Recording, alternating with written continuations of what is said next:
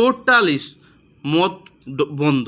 দেশি মদ, বিদেশি মদ, সব ধরনের মদ টোটালি বন্ধ। নমস্কার বন্ধুরা, শুভ সন্ধ্যা।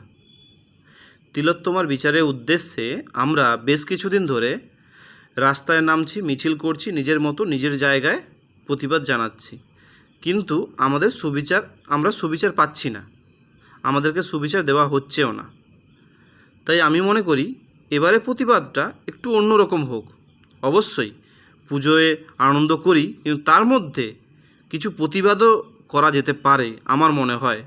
ঠিক দেখুন, পুজোর টানা এই 1 মাস কোনো রকম মদ কিনবেন না, কোনো রকম সিগারেট কিনবেন না, কারণ এই মদ আর সিগারেট থেকে রাজ্যের কোষাগারে অনেক অনেক টাকা যায়।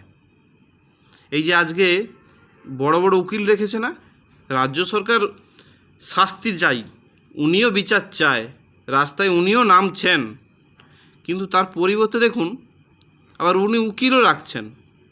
কপিল সিব্বালের মতো, এই কপিল কাকাদের মতো বড় বড় উকিল হায়ার করে রাখছেন, সেটাও কিন্তু আমাদের ট্যাক্সেরই টাকায়। তাই প্রতিবাদটা এভাবেও হোক।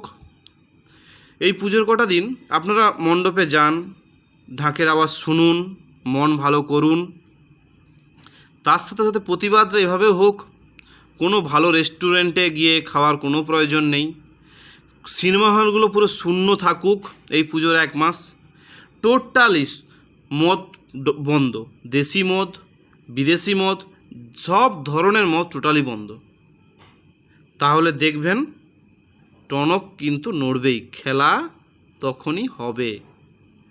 যদি আমার কথায় সহমত হন তবে অবশ্যই কমেন্টে জানাতে ভুলবেন না।